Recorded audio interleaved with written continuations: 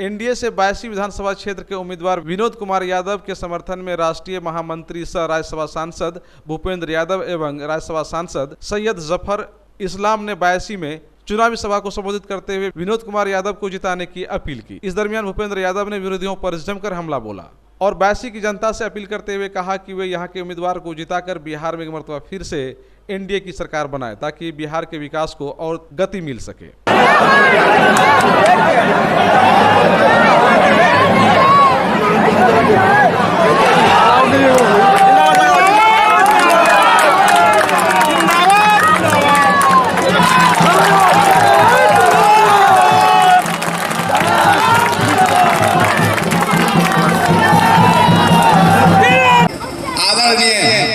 कृष्ण रूपी भैया, कृष्ण रूपी इसलिए बोलो भैया, कंस रूपी उधर है, कंस रूपी उधर 82 में किधर कहीं भटकते होंगे।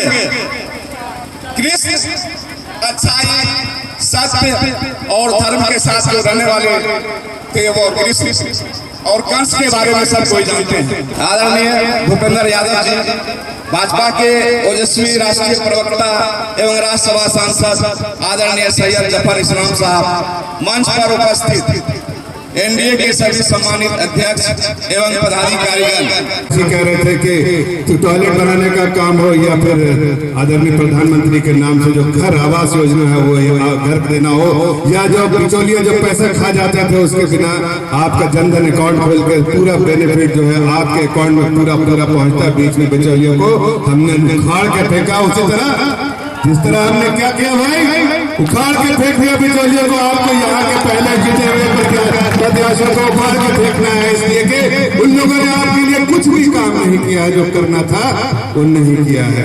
आपने दिखाया जब 2 एक साथ तो कैसा होगा, इसका परिणाम क्या होगा ये सब जानते हैं। लेकिन भाई ये ऊर्जा यहीं तक नहीं रहनी चाहिए।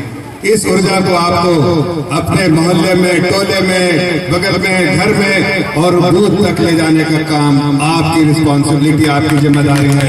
क्या आप वादा करते हैं ये ऊर्जा वहां तक जाएगी?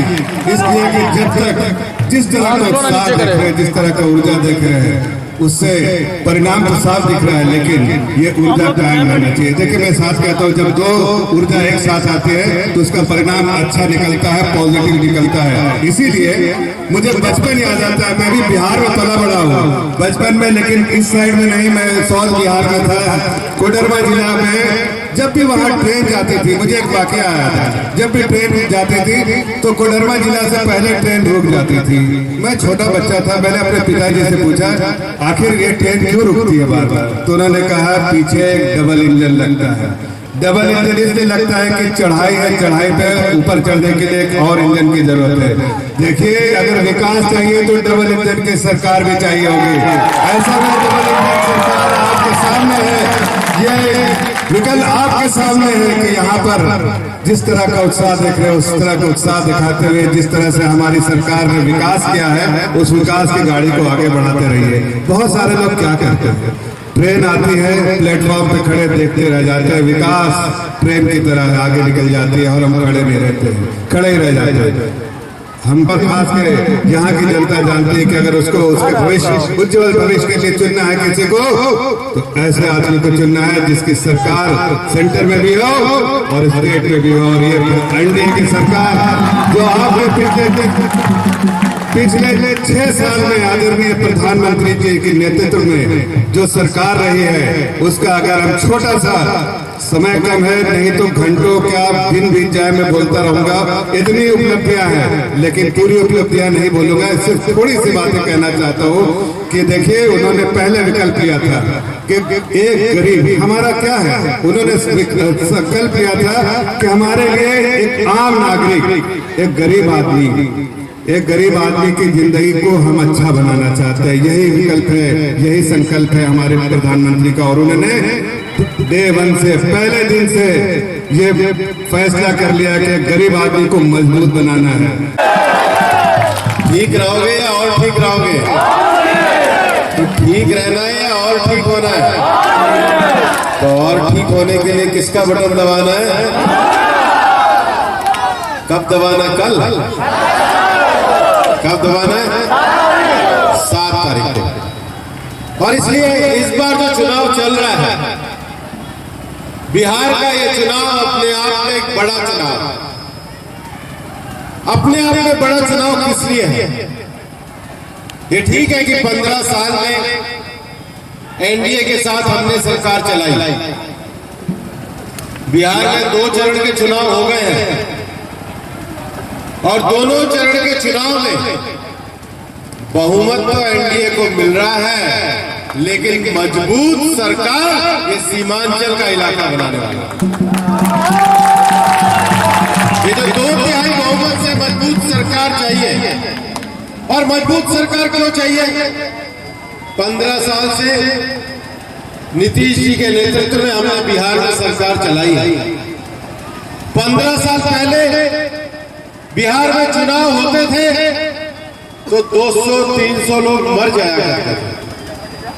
चुनाव में इतनी हिंसा होती थी, पैरामिलिट्री फोर्स से लेकर के जगह जगह बूथ लूटे जाते थे। भाइयों और बहनों, 2 चरण का चुनाव हो गया है, एक भी घटना नहीं हुई है। शांति, लोकतंत्र, महिलाओं का सम्मान और सुरक्षा लाने का काम किया है तो 15 साल में एनडीए की सरकार ने किया है, जिसको आप 15 साल में 10 साल केंद्र में यूपीए की सरकार रही। ये लालू जी के समर्थन से केंद्र में यूपीए की सरकार चली, बिहार को उसका हिस्से का न्याय नहीं मिल पाया। नीतीश जी ने 1.5 साल आरजेडी के साथ सरकार चलाई, उनके भी ध्यान में आया कि आरजेडी के पास बिहार के विकास का एजेंडा नहीं है। प्रधानमंत्री नरेंद्र मोदी जी के आशीर्वाद की डबल इंजन की सरकार को तो 3.5 साल हुआ है, और इसलिए एक बार मौका प्रधानमंत्री जी के आशीर्वाद की डबल इंजन की सरकार को आप फिर से दी। हमने 3.5 साल में बिहार के हर गांव में बिजली पहुंचाई, जनधन खाते खोले, किसानों के किसान सम्मान निधि के खाते खोले, और कोरोना के इस समय में भी हमने 6 तक का राशन सब गरीबों तक पहुंचा करके बिहार में एक शांति और विश्वास का माहौल है। और प्रधानमंत्री जी ने तय किया है कि ये जो हमें राशन मिलता है ये 22 में मिलता है। कोई भाई हमारा बाहर चला जाता है, कोई बाहर अगर कमाने चला जाता है, अब प्रधानमंत्री जी ने तय किया है कि परिवार चाहे 22 में रहे, चाहे पूर्णिया में रहे, 22 में रहे या लुधियाना में रहे, 22 में रहे या कहीं कमाने जाए, 1 नेशन 1 राशन कार्ड यहां भी मिलेगा और वहां भी मिलेगा, क्योंकि हमने करके दिखाया। हमारी बहनें यहां पर बैठी है, दिल्ली से अगर 500 रुपया भी जनधन खाते में डालते हैं तो सीधा उनके खाते में पहुंचता है। कहीं बीच में कहीं अंगूठा तो नहीं लगाना पड़ता, किसी पटवारी पे तो नहीं जाना पड़ता, किसी दफ्तर के तो चक्कर तो नहीं काटने पड़ते। ये सीधा आपके खाते में जो पैसा पहुंचा है, आपका राशन भी सीधा पहुंचेगा। ये प्रधानमंत्री जी का संकल्प है। आज सबसे बड़ी लड़ाई गरीब के स्वास्थ्य की लड़ाई है। हम कोरोना की इस लड़ाई को लड़ रहे हैं, और इसलिए हमने ये संकल्प किया है कि बिहार में दोबारा हमारी सरकार आएगी तो कोई भी बिहार का आदमी नहीं बचेगा जिसको कोरोना का टीका लगा करके कोरोना मुक्त बिहार करके सबको सम्मानपूर्वक जीवन देने का काम ये हमारी सरकार करने वाली है। और हमारी सरकार में कोई भेदभाव नहीं है। हमने बिजली पहुंचाई तो ये नहीं पूछा किसके गांव में बिजली पहुंची, हमने राशन पहुंचाया तो ये नहीं देखा राशन कहां जा रहा है। प्रधानमंत्री नरेंद्र मोदी की कल्पना है सबका साथ, सबका विकास और सबका विश्वास, ये लेकर के हमको चलना है। और मेरी बहनें यहां पर बैठी हैं, लोग कुछ भी कहें, परिवार में बहुत कलह हुआ करता था, झगड़ा हुआ करता था, जब कोई शराब पी करके उधम मचाया करता था। ये पूरी तरह शराबबंदी को सफल करके महिलाओं को सम्मान देकर आगे बढ़ाना, ये हमारा एनडीए का सबसे बड़ा लक्ष्य है। हम चाहते हैं इस देश की आबादी मजबूत हो और हमारे बच्चे 11वीं और 12वीं जब कर लेते हैं, 11वीं 12वीं करने के बाद मेडिकल और इंजीनियरिंग के कॉलेज में जाते हैं। हमारे दिलीप जायसवाल जी का भी कॉलेज है। सबसे बड़ी समस्या हमारे बच्चों को होती है कि 11वीं 12वीं में अंग्रेजी उनके ऊपर बहुत भारी हो जाती है। इस बार भारतीय जनता पार्टी का हमने संकल्प पत्र बनाया है और हमने कहा है कि ये मेडिकल और इंजीनियरिंग के कॉलेज, इसमें हिंदी में भी पढ़ाई होनी चाहिए ताकि हर गरीब का बच्चा पढ़ सके। नरेंद्र मोदी जी के मजबूत इरादे भी हैं जिसके कारण हम विकास करने वाले हैं। 22 में लंबे समय से आरजेडी के विधायक रहे हैं। कोई एक काम भी पूछे कि 5 साल में कोई काम किया हो, कोई एक बार भी पूछे कि विधानसभा में कोई प्रश्न उठाया हो, कोई एक बार भी पूछे कि गरीब के लिए कोरोना के समय में उनके बीच में जाकर के खड़ा हुआ हो। आपका विधायक था या नहीं था, आपका बेटा विनोद यादव कोरोना की लड़ाई में आपके बीच में रहा। और कम से कम विधायक का पता तो ऐसा होना चाहिए जिसके घर में बिना पूछे जा सके। वो अगर पता मिलने वाला है तो विनोद यादव के एड्रेस से आपको मिलने वाला है। और आज हम ये कहना चाहते हैं और कांग्रेस से ये पूछना चाहते हैं कि कांग्रेस के लोग इस बात को बताएं कि 70 साल में देश की एकता के विषय का जब देश का कानून बना था तो ये कहा गया था कि भारत में एक देश में 2 विधान नहीं हो सकते। हमने 370 का टेम्परेरी प्रोविजन करके रखा था। कांग्रेस ने कभी उसको सुलझाने का काम नहीं किया। 370 को समाप्त करके भारत को मजबूत बनाने का काम ये प्रधानमंत्री नरेंद्र मोदी ने किया। और ये तो और विशेष होने वाला है। विशेष इसलिए होने वाला है कि इस बार 10 तारीख को परिणाम आएंगे, 14 को दीपावली भी आएगी और रामलला का मंदिर का भी विषय ये पूरा नरेंद्र मोदी जी करने वाले हैं। और मैं आपको ये कहना चाह रहा हूं, बड़े विश्वास के साथ मैं ये कहना चाह रहा हूं कि हमने कभी भेदभाव की राजनीति नहीं करी, हमने कभी छुआछूत की राजनीति नहीं करी, हमने कभी अपने और पराई की राजनीति नहीं करी। हमारी राजनीति का एकमात्र लक्ष्य रहा है कि देश के गरीब का कल्याण हो और इसी कल्पना को लेकर नरेंद्र मोदी जी आपके साथ चले। हमने 15 साल बिहार में सरकार चलाई, हमने बिहार में हर प्रकार के आतंक को मुक्त किया। आज आप 22 से लेकर पटना तक रात को भी गाड़ी उठा करके जा सकते हो। आप 22 से लेकर पूर्णिया तक कभी भी जा सकते हो। कभी पूर्णिया में गुलाब बाग बहुत फेमस हुआ करता था, बड़े व्यापारी हुआ करते थे, पूर्णिया का व्यापार में नाम हुआ करता था। बहन क्रांति देवी जी बैठी है, इन्होंने वो समय देखा है।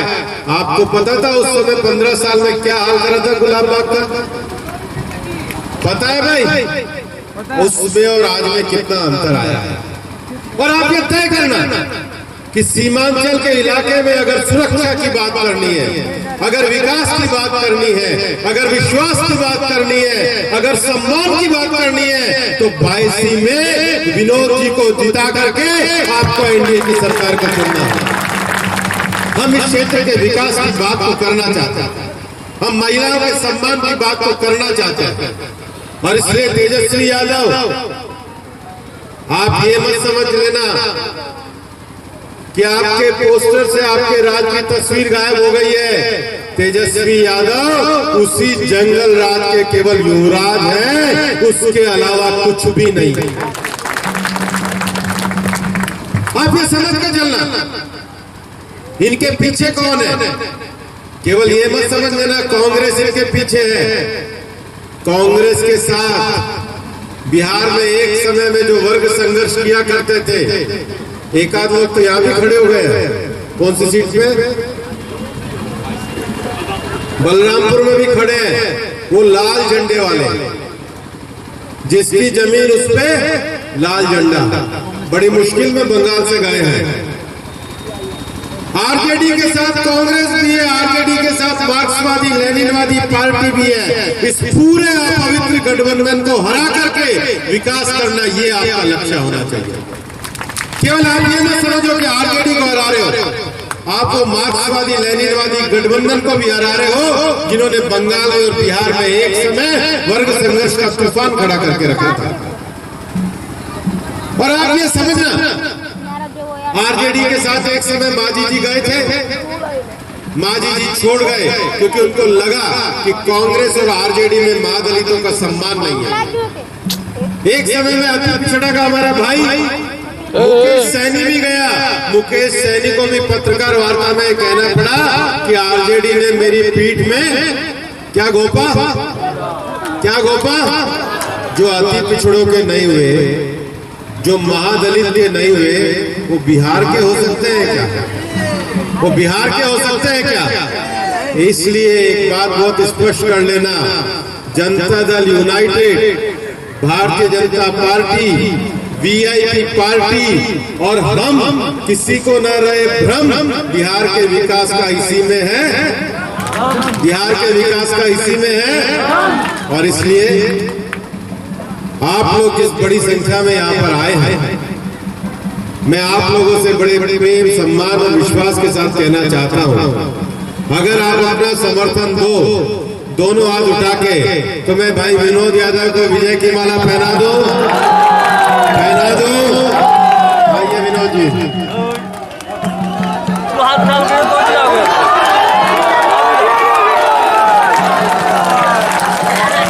विनोद जी को जिताएंगे। विनोद जी का नंबर कौन सा है? कौन सा नंबर है? जोर से बोलो, कौन सा नंबर है? कौन सा छाप? कौन सा छाप? चुप छाप।